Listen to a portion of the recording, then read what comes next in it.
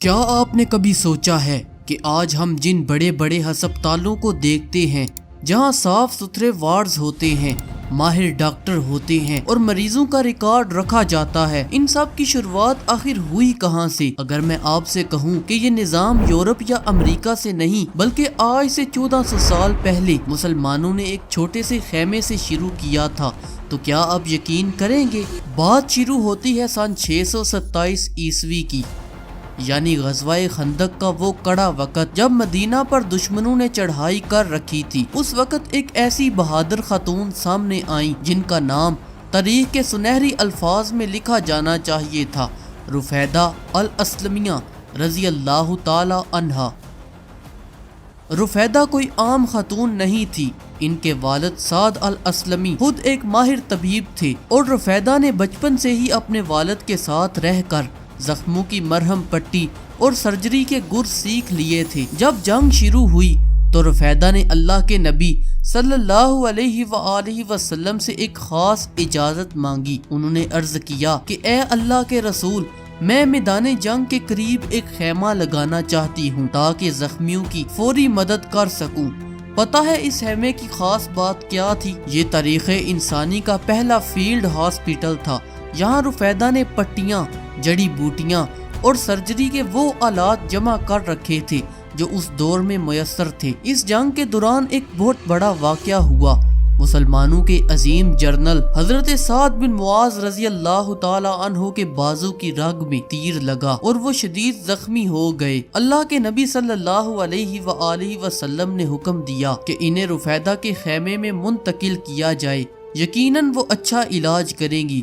رفیدہ نے وہاں ان کی ایسی خدمت کی کہ خود رسول اللہ صلی اللہ علیہ وآلہ وسلم ان کے کام سے بے حد متاثر ہوئے۔ بات یہی ختم نہیں ہوتی، رفیدہ نے مدینہ کی باقی نوجوان لڑکیوں کو بھی نرسنگ سکھانا شروع کی، یعنی اسلام کا پہلا نرسنگ اسکول اور پہلا ٹریننگ سینٹر بھی اسی خیمے میں بنا۔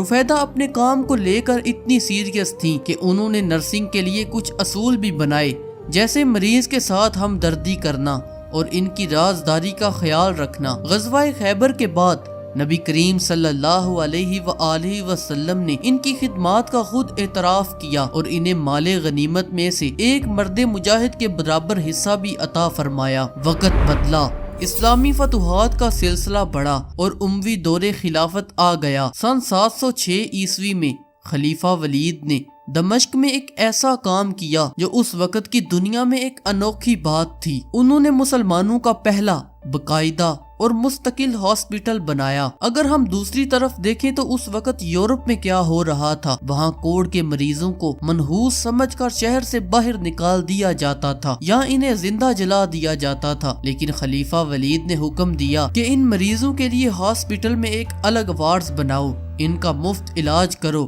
اور ان کے گھر والوں کے لیے سرکاری وظائف مقرر کرو تاکہ وہ بھیک مانگنے پر مجبور نہ ہوں۔ اب کہانی میں ایک ایسا موڑ آتا ہے جو ہر اسٹوڈنٹ اور سائنسدان کو سننا چاہیے۔ عباسی خلافت کا دور تھا، بغداد علم کا گڑھ بن چکا تھا۔ خلیفہ ہارون رشید نے بغداد میں ایک عظیم ہسپتال بنانے کا فیصلہ کیا، جس کے لیے انہوں نے اس وقت کے سب سے بڑے طبیب امام الرازی کو بلایا۔ الرازی سے مشورہ مانگا گیا کہ بتائیے ہسپتال شہر میں کہاں بنایا جائے۔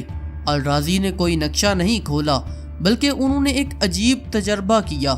انہوں نے گوشت کے تازہ ٹکڑے لیے اور انہیں بغداد کے مختلف محلوں اور چراہوں پر لٹکا دیا۔ لوگ حیران تھے کہ یہ ڈاکٹر صاحب آخر کر کیا رہے ہیں۔ کچھ دن بعد الرازی واپس آئے اور انہوں نے ان گوشت کے ٹکڑوں کو دیکھا جس جگہ کا گوشت سب سے آخر میں خراب ہوا تھا۔ انہوں نے کہا کہ وہیں ہسپتال بنایا جائے۔ ان کا کہنا تھا کہ جہاں گوشت زیادہ دیر سے خراب ہوتا ہے وہاں کی ہوا زیادہ صاف ہوتی ہے اور بیماری کے جراثیم بھی کم ہوتے ہیں۔ اسی الرازی کی نگرانی میں بغداد میں ایک بہت بڑا ہسپتال بھی بنایا گیا جس کا نام تھا بیمارستان۔ یہ ہسپتال اتنا بڑا تھا کہ اسے دیکھ کر شاہی محل کا گمان ہوتا تھا۔ یہاں 25 سے زیادہ ڈاکٹر تھے۔ امام الرازی نے ہی سب سے پہلے ہسپتال میں ان لوگوں کے لیے ایک الگ جگہ بنائی جو پاگل ہوتے تھے۔ انہوں نے دنیا کو ایک بہت بڑی بات سمجھائی۔ وہ کہتے تھے کہ یہ لوگ پاگل نہیں ہیں، बल्कि बीमार हैं और उन्हें जंजीरों में जकड़ने की बजाय प्यार, हमदर्दी और मीठी मौसीकी सुनाकर ठीक करना चाहिए। उस दौर में लोग चेचक और खसरा को एक ही बला समझते थे, लेकिन अल-राजी ने पहली बार दुनिया को बताया कि भाई ये दो अलग अलग बीमारियां हैं, इनका इलाज भी अलग तरीके से होता है, जिससे उन्होंने लाखों जानें बचाईं। अब थोड़ा आगे चलते हैं।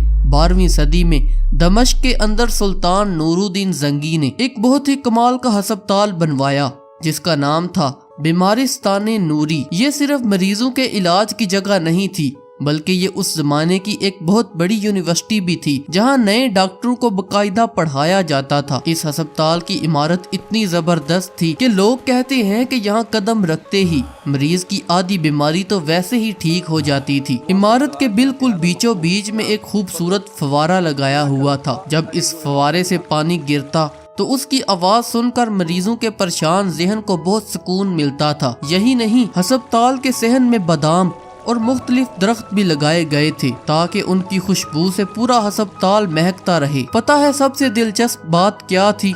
रात के वक्त वहाँ स्टोरी टेलर आते थे जो मरीजों को स्टोरी सुनाते थे, जिससे मरीजों की रात अच्छी गुजरती थी और उन्हें सुकून की नींद आती थी। और सिर्फ यही नहीं, वहाँ मौसीकी की खास धुनें भी बजाई जाती थी। उस वक्त के डॉक्टरों का मानना था कि ये सुरीली आवाजें रूह को सुकून देती हैं और मुख्तलिफ बीमारियों के इलाज में मददगार साबित होती हैं। अब चलते हैं एक अनोखे और दिलचस्प वाक़े की तरफ।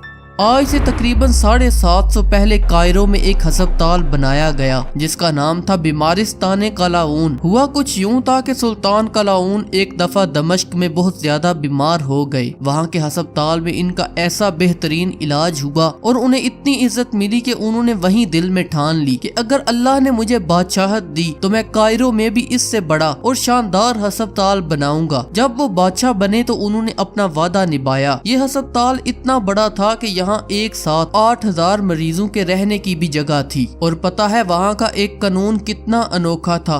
किसी भी मरीज को तब तक छुट्टी नहीं मिलती थी जब तक वो एक पूरी मुर्गी अकेला खाकर हजम न कर ले, यानी जब तक वो पूरी तरह तंदुरुस्त न हो जाए कि पेट भर कर खाना खा सके। अस्पताल वाले इसे घर नहीं बेचते थे। और सबसे कमाल की बात तो ये है कि जब मरीज बिल्कुल ठीक होकर घर जाने लगता तो इसे अस्पताल की तरफ से बिल्कुल नए कपड़े और कुछ पैसे भी दिए जाते थे। ये पैसे इसलिए दिए जाते थे कि ताकि वो घर जाकर कुछ दिन मजीद आराम कर सके और इसे पैसों की फिक्र में फौरन मेहनत मजदूरी पर न जाना पड़े। क्या आज का कोई मॉडर्न मुल्क ऐसी सहूलत देता है?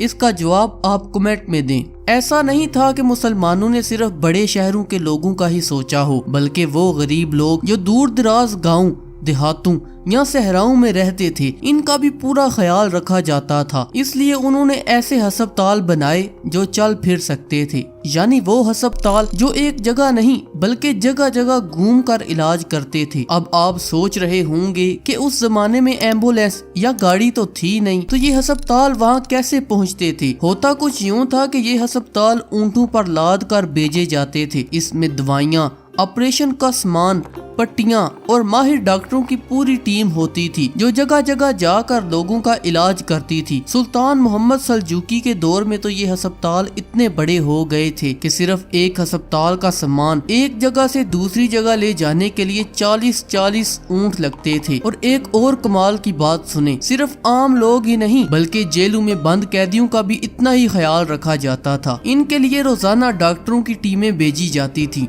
ताकि वहाँ कोई बीमार ना रहे। ये है वो असल इंसानी हकूक का निज़ाम जो मुसलमानों ने सदियों पहले दुनिया को दिखाया था। अब आपके जहन में एक सवाल आ रहा होगा कि यार ये इतना बड़ा निज़ाम आखिर चलता कैसे था और इन अस्पतालों का खर्चा कौन उठाता था? इसके पीछे एक बहुत ही पक्का कानून और सिस्टम था। हुआ कुछ यूं कि सन 931 में बगदाद के अंदर एक अनाड़ी डॉक्टर की गलती से एक मरीज की जान चली गई। जब ये खबर खलीफा तक पहुंची तो वो बहुत गुस्से हुए। उन्होंने फौरन एक हुक्म जारी किया, आज के बाद कोई भी बंदा तब तक डॉक्टर नहीं बनेगा जब तक वो सरकारी टेस्ट ना पास कर ले। इसके बाद पूरे बगदाद में 860 डॉक्टरों का जबरदस्त इम्तिहान लिया गया। वो डॉक्टर جنہیں کام نہیں آتا تھا ان کی دکانیں فوراً بند کروائی گئیں، اور جو واقعی قابل تھے انہیں سرکاری اجازت نامہ دیا گیا، جسے اس زمانے میں اجازہ اور آج کے زمانے میں میڈیکل لائسنس کہا جاتا ہے۔ یہ دنیا کی تاریخ میں پہلی بار ہوا تھا کہ ڈاکٹروں کے لیے باقاعدہ لائسنس کا سسٹم بنایا گیا تاکہ لوگوں کی جانیں محفوظ رہ سکیں۔ اب رہی بات ہسپتال کے خرچے کی، تو یہ سب وقف کے نظام سے چلتا تھا۔ وقف کا مطلب یہ ہے کہ اس وقت کے امیر لوگ، بڑے بڑے تاجر اور حکمران اپنی دکانیں، قیمتی باغات اور بڑے بڑے مکانات اللہ کی رضا کے لیے ہسپتالوں کے نام کر دیتے تھے۔ ان جائیدادوں سے جو کرایہ یا کمائی آتی، اس سے ہسپتال کی عمارت، ڈاکٹروں کی تنخواہیں اور مریضوں کی دوائیوں کا سارا خرچہ نکل جاتا تھا۔ اسی وجہ سے چاہے حکومت بدلے یا سرکاری خزانہ خالی ہو، ان ہسپتالوں کی خدمت کبھی رکتی نہیں تھی اور مریضوں کا علاج ہمیشہ مفت ہوتا رہتا تھا۔ جب ہم یہ سب سنتے ہیں تو ہمیں سمجھ آتا ہے کہ آج کے جدید ہسپتالوں کا سارا سسٹم دراصل ان اسلامی ہسپتالوں کی نقل ہے جو دمشق اور بغداد میں بنائے گئے۔ جس وقت یورپ کے ہسپتال صرف موت کا انتظار گاہ تھے، مسلمانوں کے ہسپتال زندگی اور شفا کے مرکز تھے۔ یہ وہ وراثت ہے جو ہم نے بلا دی۔ رفیدہ اسلمیہ کا وہ چھوٹا سا خیمہ دراصل اس فکر کا بیج تھا جس نے انسانیت کی خدمت کا وہ پودا لگایا جس کا پھل آج بھی دنیا کھا رہی ہے۔